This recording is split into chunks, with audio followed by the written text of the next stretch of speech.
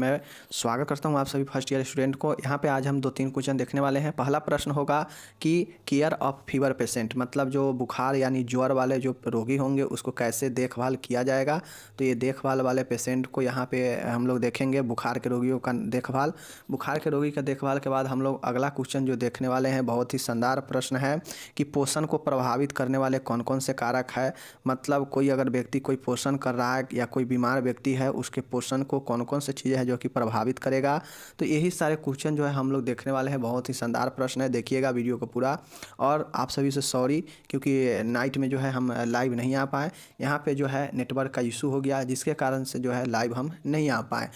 उसके बाद मैं बता दूँ तो आप सभी से फिर से सॉरी कि हम नाइट में जो लोग उम्मीद करके वेट कर रहे थे कि लाइव आएंगे तो हम लाइव नहीं आ पाए, उसके लिए सॉरी अगेन। और आज फिर से मैं बता रहा हूँ कि नाइट में आज आएंगे, ठीक होगा नेट तो ज़रूर आएंगे। 10 बजे आप लोग जुड़िएगा।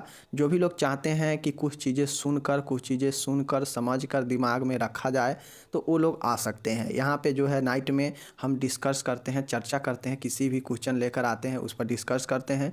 डिस्कस का यही मीनिंग होता है, यही इसका पर्पज़ होता है कि ताकि हमारे बात को सुनकर आपके दिमाग में कुछ चीज़ें बैठे, आइडिया लगे, ताकि आप एग्ज़ाम में जाएँ तो अगर क्वेश्चन पूरा याद नहीं है फिर भी हमारे बात आपके दिमाग में आए, आइडिया आए, उससे आप लिख सकते हैं। प्रॉपर तौर पे अगर पढ़ना हो तो ये वीडियो सब देख रहे हैं, ये प्रॉपर है।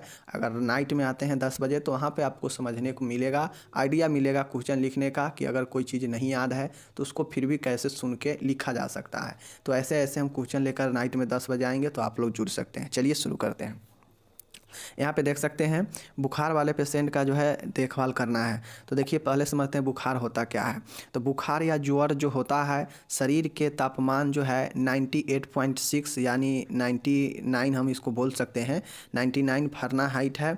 और सेल्सियस में कहा जाए तो 37.2 डिग्री सेल्सियस। देखिए इतना भी होता है और 98.6 एग्जैक्ट लिखा रहता है फ़ारेनहाइट, ये भी होता है। और सेल्सियस में इसको जो है 37 डिग्री सेल्सियस लिखा रहता है। तो आप लोग ऐसे कन्फ्यूज मत होइए कि ये 99 दिया है और 37.2 दिया है, तो ये नॉर्मल इधर उधर होता है, थोड़ा चीज़ें समझ गए आप लोग। तो इससे अधिक जब भी बॉडी का टेम्परेचर होता है तो वह ज्वर में आ जाता है और उस अवस्था को ज्वर या बुखार कहते हैं। कब? जब टेम्परेचर बॉडी का नॉर्मल से अधिक हो जाता है तो। और नॉर्मल कितना है?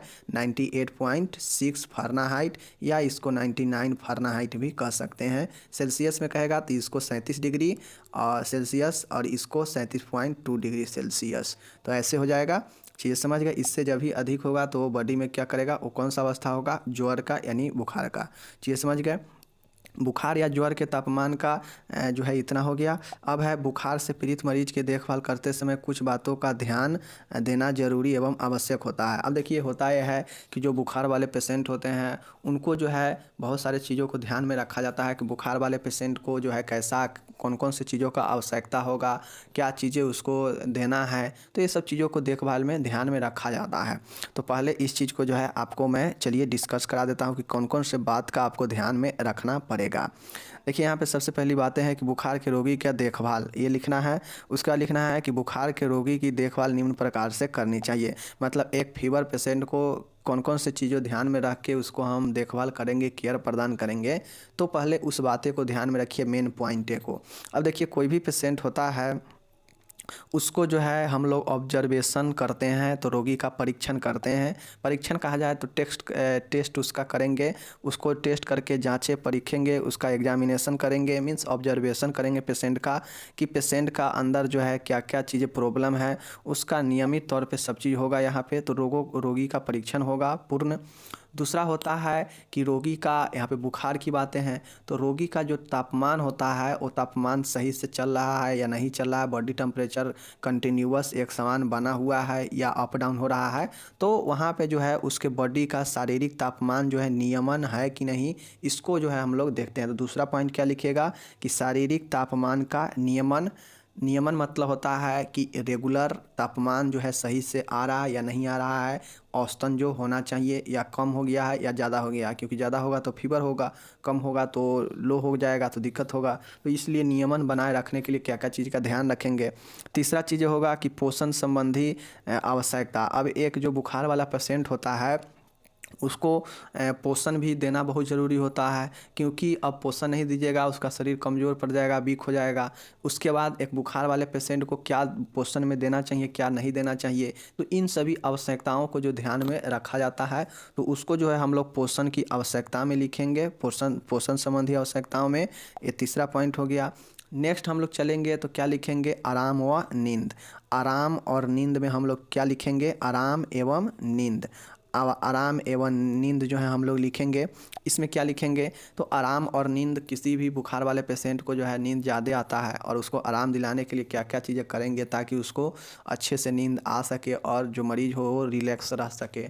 तो इसके लिए जो है आराम और नींद में जो जो चीज़ें होगा उसको लिखेंगे। नेक्स्ट पॉइंट में हम लोग इसमें और क्या लिखेंगे, जो है व्यक्तिगत स्वच्छता। मतलब अब कोई भी बीमारी हो लेकिन उसमें व्यक्तिगत स्वच्छता बहुत ज़रूरी है। उसी प्रकार से जो फीवर होता है उस फीवर में भी व्यक्तिगत स्वच्छता बहुत ज़रूरी है, वरना और सारे बीमारी हो जाएगा अगर इन्फेक्शन हो गया तो ये चीज़ होता है। उसके बाद आप लोग लिखिएगा, एक लिख दीजिएगा कि अन्य कारण। अन्य कारण लिख दीजिएगा, उस अन्य कारण में जो भी चीज़ छूट गया होगा ऊपर में उसको अन्य कारण में लिख दीजिएगा। तो इतना सारा पॉइंट के अंदर में दो दो चार चार लाइनें समय लिखिएगा। मेन पॉइंट होता है, क्या पॉइंट होगा कि रोगी का परीक्षण करना। दूसरा क्या होगा कि रोगी का तापमान का नियमन। उसके बाद होगा कि क्या चीज़ पोषण संबंधी आवश्यकता। चौथा क्या होगा कि पोषण संबंधी आवश्यकता हो गया। उसके बाद हो गया कि व्यक्तिगत स्वच्छता। और उसके बाद क्या हो जाएगा, उसके बाद हो जाएगा कि आराम व नींद। और लास्ट हो जाएगा क्या चीज़, अन्य अन्य देखभाल। तो ये 6 पॉइंट याद रखिएगा, तो इसके अंदर में आप जो है चीज़ें को आराम से लिख सकते हैं। अब चलिए हम इस चीज़ को जानते हैं, रोगी के परीक्षण में क्या क्या चीज़ें लिखेंगे। तो देखिए, जो रोगी का परीक्षण पहला पॉइंट होगा, तो बुखार से पीड़ित मरीज का नर्स को नियमित रूप से निरीक्षण परीक्षण करना चाहिए। मतलब जो भी बुखार से पीड़ित मरीज है उसको हमेशा नर्स के द्वारा जो है विजिट कर कर उसका परीक्षण और निरीक्षण करते रहना चाहिए। तो ये आप लिखिएगा रोगी के परीक्षण में। नेक्स्ट है कि मरीज के जैविक चिन्हों की जाँच करके नोट करना चाहिए कि कितना टेम्परेचर है, कितना पल्स रेट है, या वाइटल जो साइन है उसको हमेशा चेक करके नोट करते रहना चाहिए। यदि मरीज में बुखार के दौरान कोई असमानता दिखाई दे तो तुरंत डॉक्टर को सूचित करें। अब जो पेशेंट है वो फीवर से पीड़ित है और उसको कोई एबनॉर्मेलिटी असमानता दिखाई दे तो तुरंत डॉक्टर को सूचित करना चाहिए। ये नर्स का कार्य है। ये हो गया। इतना आप लोग रोगी के परीक्षण में लिख दीजिएगा कि रोगी का परीक्षण में क्या क्या होगा। तो कोई असमानता दिखाएगा तुरंत डॉक्टर को इन्फॉर्म करेंगे, वाइटल साइन लेकर नोट करेंगे, और रोगी का हमेशा परीक्षण और निरीक्षण एक नर्स के द्वारा किया जाएगा। तो ये रोगी के परीक्षण में लिख दीजिएगा। अब दूसरा क्या पॉइंट है कि शरीर के तापमान का नियमन। अब शरीर के तापमान का कैसे नियमन बना के रखे, कैसे नियत बना के रखा जाए, तो इसके लिए क्या क्या चीज़ें किया जाएगा, तो इसको चलिए देखते हैं। बुखार में नर्सिंग देखभाल का मुख्य उद्देश्य शरीर के बढ़े हुए तापमान को कम करना होता है। शरीर के बढ़े हुए तापमान को कम करने के लिए कुछ विधियों का इस्तेमाल करना चाहिए। अब देखिए, शरीर के जो तापमान का जो नियमन है उसमें क्या लिखिएगा, तो कोई बुखार वाला पेशेंट होता है, मतलब बुखार वाला पेशेंट का मतलब क्या है कि उसका शरीर का जो टेम्परेचर वो बढ़ा हुआ है, तो उसको तापमान को नियत करने के लिए नियमन में, मतलब एक से लेवल में लाने के लिए क्या क्या चीज़ें करेंगे, तो उस बढ़े हुए टेम्परेचर को नियत करने के लिए, समान करने के लिए कुछ चीज़ों का इस्तेमाल करते हैं। कैसे, जैसे कमरे का तापमान उचित रखना, कमरे में उचित संचार होना। जो कमरा है जहाँ पेशेंट है वहाँ पे एक नियत टेम्परेचर बना के रखे। कमरे में पंखे की ठंडी हवा होना। अब कमरे में क्या हो, एक नॉर्मल सॉफ्ट जो है एयर होना चाहिए ताकि पेशेंट का जो टेम्परेचर बढ़ा हुआ है वो मेंटेन हो सके। ठंडे पानी की पट्टियाँ रखना। अब देख लीजिएगा, जिसका बहुत हाई फीवर होता है उसको दवाई की जगह पर क्या किया जाता है, उसको पट्टी दिया जाता है, उसको कोल्ड स्पॉन्जिंग किया जाता है। तो यही होता है ठंडे पानी की पट्टियाँ रखना। ये होता है ठंडे पानी से स्नान करवाना, कोल्ड बाथ। और जो पेशेंट का बहुत हाई टेम्परेचर हो जाता है उस स्थिति में उसको कोल्ड बाथ, मतलब ठंडे पानी से स्नान कराया जाता है ताकि कुछ टेम्परेचर वो वहाँ से क्या हो, नीचे आए। नेक्स्ट है ठंडे पेय पदार्थ पिलाना। अब ठंडे पेय पदार्थ पिलाइएगा, शरीर में जाएगा तो जो बढ़ा हुआ टेम्परेचर है उसको क्या करेगा, हल्का कम करेगा, जिससे तापमान नियत होगा। ये चीज़ें हैं। अब शीतल स्पंजिंग, कोल्ड स्पंजिंग करेंगे, मतलब सेकाई करेंगे बॉडी का ठंडे चीज़ों से, कोल्ड स्पॉन्ज से। तो यही चीज़ें होता है। तो ये आप लिख दीजिएगा कि तापमान नियत करने के लिए, नियम करने के लिए, समान बनाने के लिए क्या क्या कर सकता है आदमी। तो ये चीज़ें हो जाएगा, उसमें लिख दीजिएगा। अब पोषण संबंधी आवश्यकता है। अब किसी बुखार वाले पेशेंट को पोषण में क्या क्या चीज़ें देना चाहिए उसको हम लोग पोषण संबंधी आवश्यकता में लिखेंगे। बुखार में हल्का पाचन युक्त भोजन प्रदान करना चाहिए। अब बुखार में होगा क्या कि बुखार में जो है हल्का पाचन युक्त भोजन प्रदान करना चाहिए। मरीज को अधिकतम तरल पदार्थ दें। मरीज को क्या करें, अधिकतम तरल पदार्थ दें, क्योंकि उसका बॉडी हीट है। हीट में क्या होता है, तरल पदार्थों का लॉस होता है अधिक, तो शरीर में तरल पदार्थ का कमी न हो इसके लिए तरल पदार्थ अधिक दें। नेक्स्ट है बुखार में उच्च कैलोरी वाला भोजन देना चाहिए ताकि उसके शरीर में ऊर्जा जो है वो कम ना हो, ऊर्जा बना रहे। तो भोजन कैसा होना चाहिए, उच्च कैलोरी वाला होना चाहिए। बुखार में मरीज को पसीना आने के कारण शरीर में पानी की कमी हो तो उससे जो है क्या करें, अधिक जो है इलेक्ट्रोलाइट संतुलन बना रहे, इसके लिए उसको जो है ग्लूकोज वगैरह, फलों का रस वगैरह ये सब देना चाहिए। पोषण में आप खुद दिमाग लगाइए कि किसी बुखार वाले पेशेंट को आप क्या क्या कर सकते हैं जिससे उसका पोषण स्थिति, उसका जो शरीर का एनर्जी है, एनर्जी कहाँ से मिलता है, पोषण से ही मिलता है। तो एनर्जी मेंटेन हो सके ऐसा क्या भोजन दे उसको, क्या करे कि उसको जो है बुखार वाले पेशेंट को एक पोषण प्राप्ति हो सके। तो ये सब आप उसमें लिख दीजिएगा। तीसरा पॉइंट है कि एक जो मरीज होता है बुखार वाला उसको आराम व नींद आप कैसे दिला सकते हैं एज ए नर्स, कैसे देखभाल कीजिएगा, उसके आराम और नींद को कैसे अच्छा कीजिएगा। तो मरीज को आरामदायक एवं सिलवट रहित बिस्तर प्रदान करना चाहिए। अब जो मरीज होता है उसको क्या करना चाहिए, आरामदायक कंफर्टेबल बिस्तर प्रदान करना चाहिए। मरीज को आरामदायक स्थिति प्रदान करनी चाहिए, पोजीशन जो होना चाहिए बिल्कुल कंफर्ट जोन में होना चाहिए। मरीज को पर्याप्त आराम प्रदान करना चाहिए, बिल्कुल सही है। मरीज को ढीले एवं कॉटन के वस्त्र पहनने के लिए देना चाहिए ताकि उसका जो वाइटल साइन है वो रेगुलर मेंटेन में चलता रहे। टाइट कपड़ा पहनेगा तो दिक्कत होगा। मरीज के आसपास शांति बनाए रखनी चाहिए। मरीज का जो होता है उसके आसपास जो है शांति बनाए रखना चाहिए। ये सब चीज़ें हैं। मरीज के कमरे में हल्की रोशनी रखनी चाहिए आराम के समय। मरीज की नियमित रूप से करवट बदलते रहना चाहिए। अब एक आराम में क्या क्या चीज़ें हो सकता है, तो आराम में उन सारी चीज़ों को लिख देंगे कि ढीला कपड़ा होना चाहिए, पोजीशन जो है आरामदायक होना चाहिए, पोजीशन बदलते रहेंगे ताकि दरार बर्न ना हो, मतलब बिस्तरी घाव ना हो। हल्की रोशनी देंगे, ज़्यादा लाइट जो रोशनी होता है वो ज़्यादा देंगे नहीं। नियमित रूप से जो है देख रेख करते रहेंगे, आसपास शांति वातावरण बनाएंगे। पर्याप्त मात्रा में आराम लेने के लिए सलाह देंगे, नींद लेने के लिए उसको प्रेरित करेंगे। तो ये सब आराम और नींद में लिख दीजिएगा। ये चीज़ें हैं। बेसिकली आप 5 पॉइंट, जो 6 पॉइंट हम बताए हैं, ये पॉइंट याद रखते हैं और पॉइंट अच्छे से डील किए हैं तो आपको जो कॉपी चेकने वाला होगा वो समझ जाएगा कि बच्चा बढ़िया से पढ़ा है। चौथा है व्यक्तिगत सफाई। अब पर्सनल जो व्यक्तिगत सफाई होता है उसमें क्या क्या चीज़ें हो सकता है कि आप नर्स है और किसी बुखार वाले पेशेंट को आप देख रहे हैं तो उसे खुद से स्वच्छता रखने के लिए क्या क्या चीज़ें उसको बताएंगे, क्या क्या चीज़ें उसको करवाएंगे कि वो स्वच्छता जो है उसका खुद से स्वच्छता बना रहे, पर्सनल हाइजीन। तो मरीज की व्यक्तिगत साफ सफाई का ध्यान रखना चाहिए। मरीज की त्वचा का देखभाल रखना चाहिए, बिल्कुल सही है। मरीज की पुख की स्वच्छता का ध्यान रखना चाहिए। यहाँ पे पुख नहीं होगा, ये मुख होगा। क्या होगा, मुख होगा। यहाँ पे मरीज का जो मुख होता है उसका स्वच्छता का ध्यान रखेंगे। यदि मरीज के होंठ फट गए हो तो असनीगंध इमोलिएंट का उपयोग करना चाहिए। आवश्यकता पड़ने पर मरीज को बेड पैन एवं यूरिनल प्रदान करना चाहिए और मरीज के मल मूत्र त्याग करने के लिए उचित साफ सफाई का ध्यान रखना चाहिए। तो ये सब जो है आप व्यक्तिगत स्वच्छता में जो जो चीज़ें होगा लिख दीजिएगा। त्वचा है, व्यक्तिगत साफ सफाई का ध्यान, मुख का स्वच्छता का ध्यान, स्किन का स्वच्छता का ध्यान, मल मूत्र का साफ सफाई, यूरिनल और बेड पैन प्रदान करना चाहिए। तो ये सब जो चीज़ें हैं आप लोग यहाँ पे लिख लीजिएगा। हो गया। अब हम लोग कहाँ चलते हैं, अब हम लोग चलते हैं 5वां पॉइंट। 5वां पॉइंट क्या है, इसका अन्य कारण है। क्या है, अन्य है, अदर है। अदर में क्या क्या है, अब अदर में आपको जो चीज़ें लगेगा, अदर में आपको जो चीज़ें लगेगा कि ऊपर छूट गया है और एक बुखार वाले पेशेंट को ये चीज़ें भी होना चाहिए, वो आप अन्य में आराम से लिख दीजिएगा। जैसे यहाँ पे देखिए लिखा गया है, तो यहाँ पे देख सकते हैं अन्य जो संबंधी अन्य देखभाल में तेज बुखार में हाइपरेक्सिया में मरीज को अकेला नहीं छोड़ना चाहिए, क्योंकि हाइपरेक्सिया में जो मरीज होता है वो क्या होता है, वो उसका जो दिमाग है विचलित होने लगता है। यदि निर्जलीकरण की स्थिति हो तो आईवी फ्लूइड देना चाहिए। यदि निर्जलीकरण की स्थिति हो, बुखार काफ़ी दिन से हो तो इनटेक आउटपुट तैयार करना चाहिए। जो चार्ट होता है बनता है वो तैयार करना चाहिए। डॉक्टर के निर्देशानुसार एंटीपायरेटिक दवाइयाँ देनी चाहिए। नियमित समय अंतराल पर तापमान की जाँच करते रहना चाहिए। ये सब अन्य कारण है, अन्य कारण में जो भी दिमाग में आएगा उसको लिख दीजिएगा।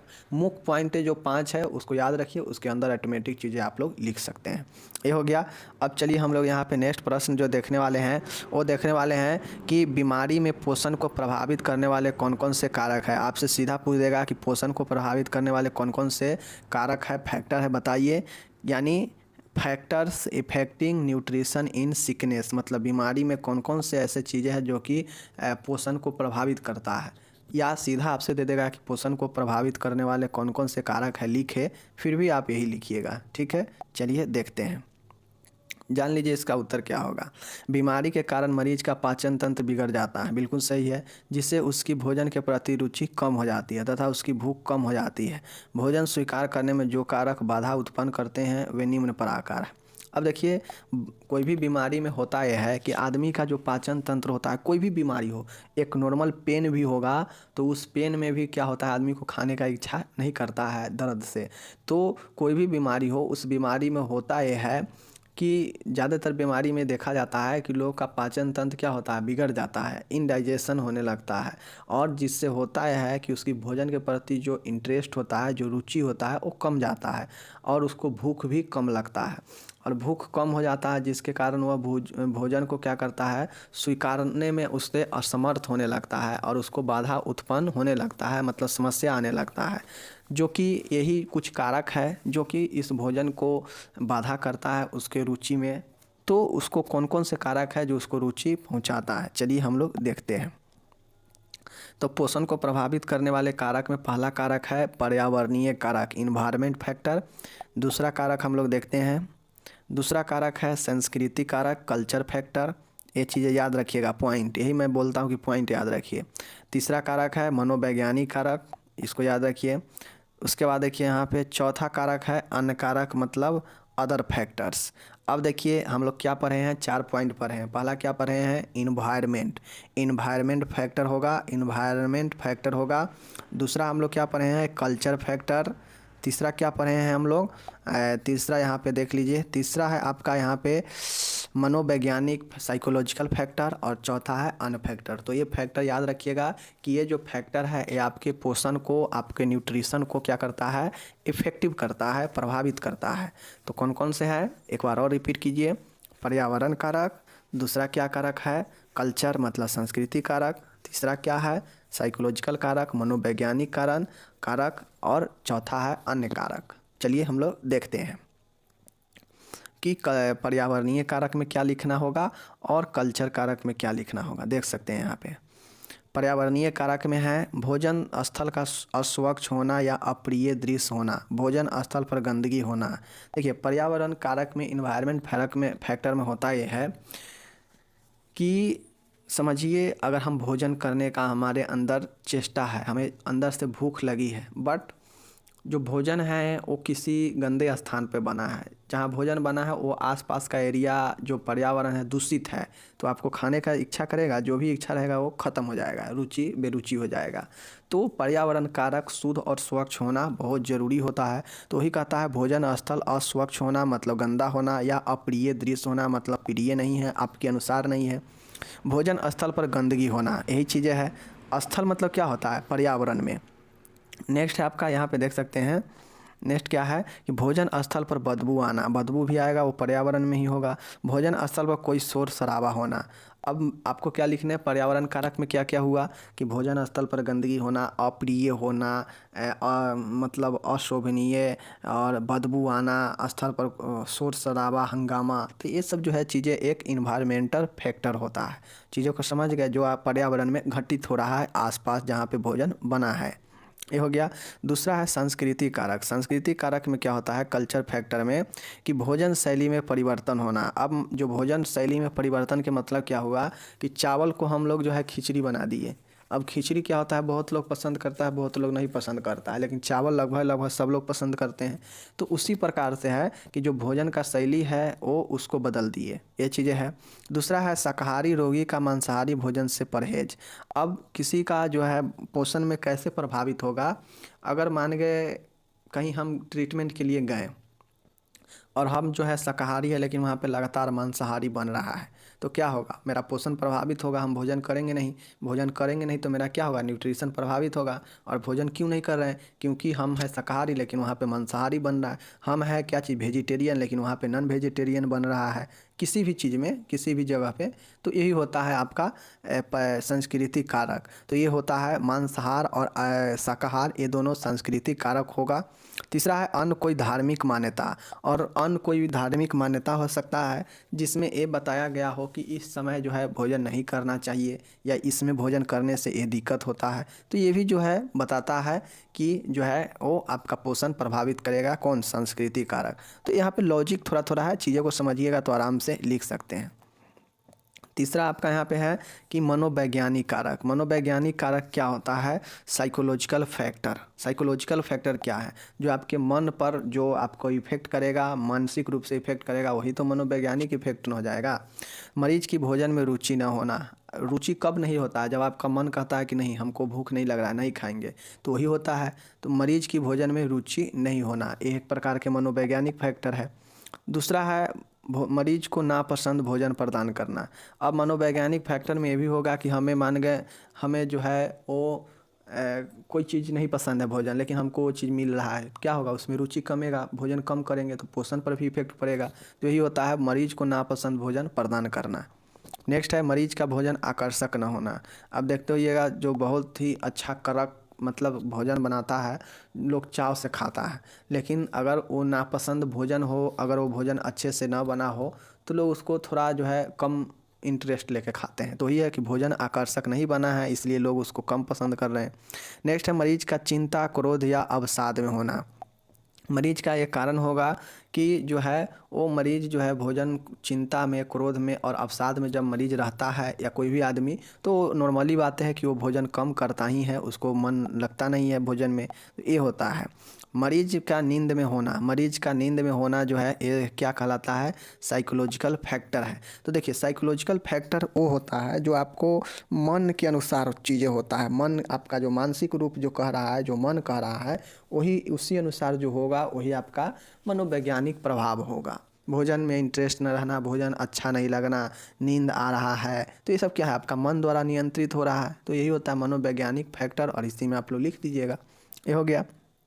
अब हम लोग चलते हैं, चौथा है और लास्ट है इसका अन्य कारक। अन्य कारक में क्या लिखिएगा, तो देखिए अन्य कारक में जो भी ऊपर छूट गया है उसको जो है हम लोग जैसे रुचि वगैरह का भी देखिए लिए। तो देखिए मरीज का शारीरिक व मानसिक स्वास्थ्य ठीक नहीं होना, तो ये एक प्रकार से क्या है, एक प्रकार से आपका ये आप लिख दीजिएगा मनोवैज्ञानिक कारण में, तो ये भी चलेगा।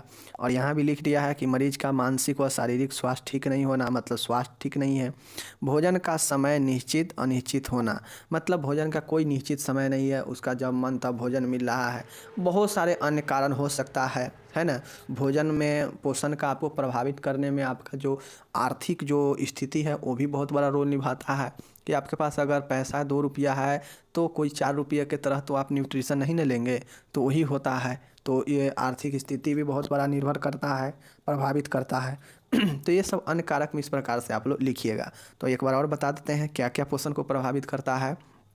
पहला है पर्यावरण, क्या चीज़, पर्यावरण, पर्यावरण था। दूसरा क्या था, कल्चर था, क्या था, कल्चर था।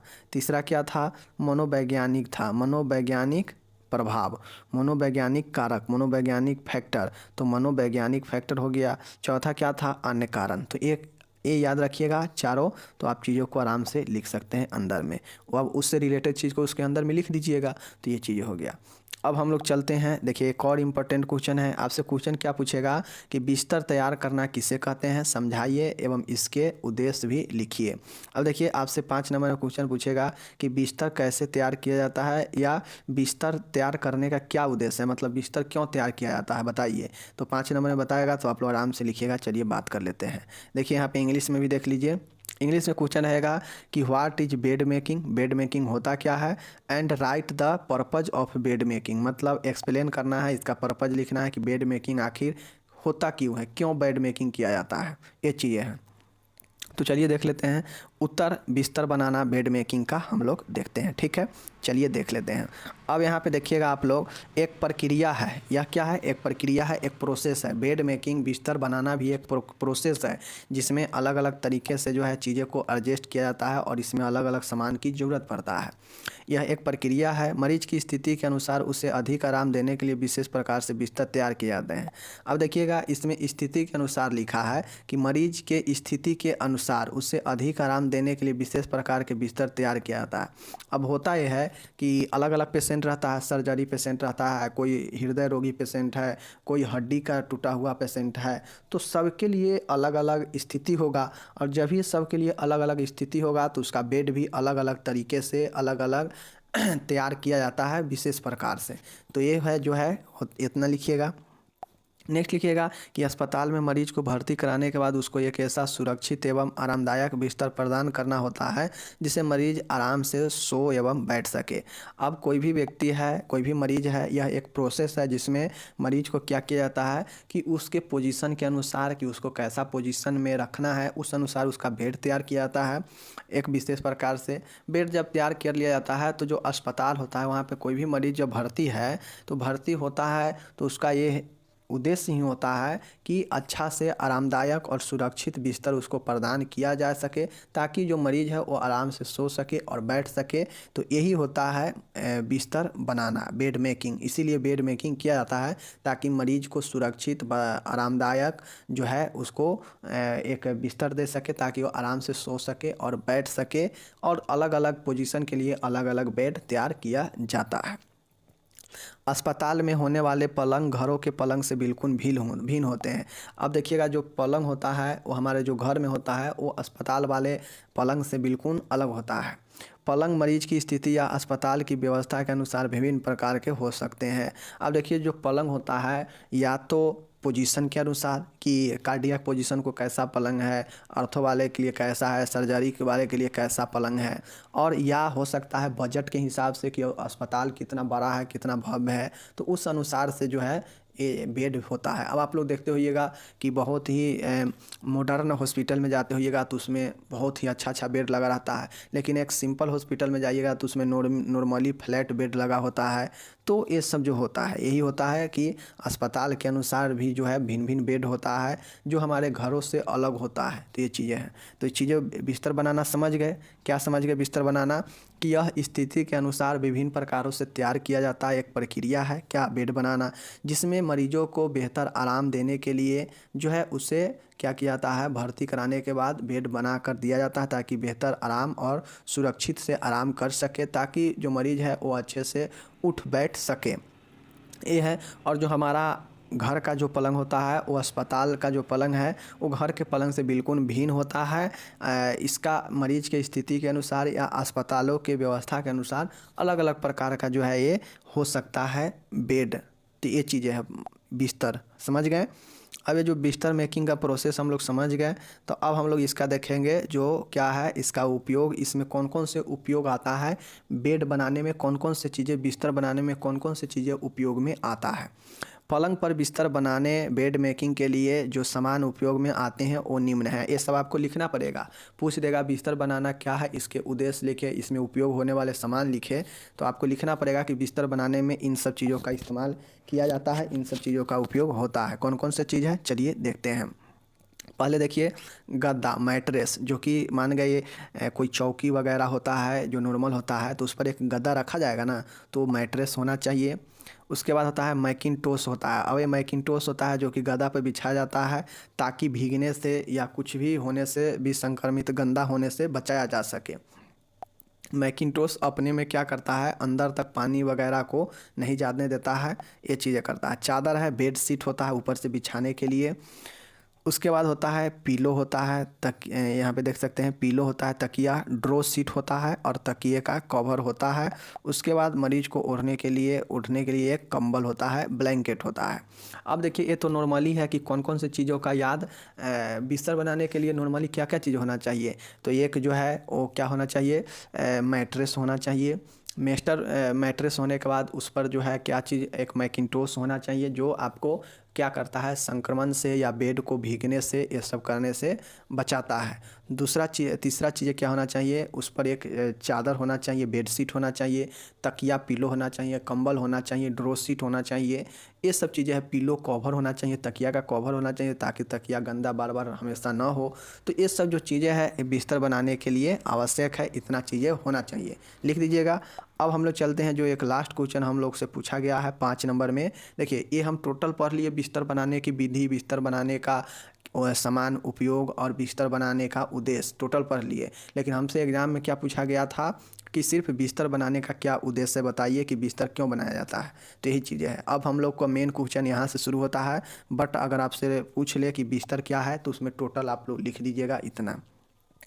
तो बिस्तर तैयार करने का जो उद्देश्य होता है, बेड मेकिंग का जो पर्पज है, वो प्रमुख उद्देश्य निम्न प्रकार से है, अलग अलग हो सकता है। क्या क्या चीज़ें, पहला है मरीज को सुरक्षित व आरामदायक बिस्तर प्रदान करना, बिल्कुल सही है। अब बिस्तर क्यों बनाया जाता है, क्यों तैयार किया जाता है, ताकि मरीज को आरामदायक और सुरक्षित जो है वो क्या करे, बिस्तर प्रदान करे, इसके लिए बिस्तर तैयार किया जाता है। नेक्स्ट है कि दूसरा, मरीज को साफ़ सुथरा झुर्रियों से मुक्त बिस्तर प्रदान करना चाहिए।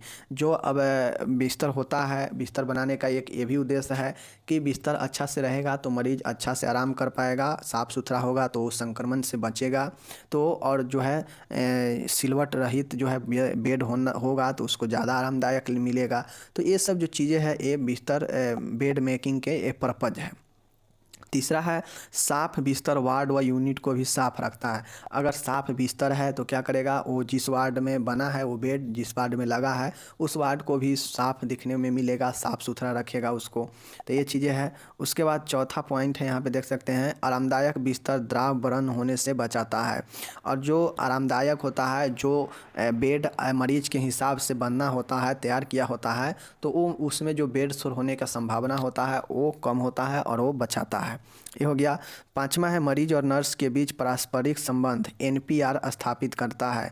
और जो बेड होता है, बेड अच्छा लगा होता है, तैयार किया होता है, तो मरीज का जो मन होता है वो क्या होता है, अच्छा होता है। और मरीज के साथ पीएनआर व्यवस्था, नर्स पेशेंट रिलेशनशिप स्थापित होता है। मरीज और पेशेंट के बीच में, मरीज और रोगी और नर्स के बीच में एक अच्छा जो है संबंध स्थापित होता है। जब बेड अच्छा प्रदान किया जाएगा या देख रेख अच्छा किया जाएगा तो क्या होगा, वो जो एनपीआर होगा अच्छा होगा।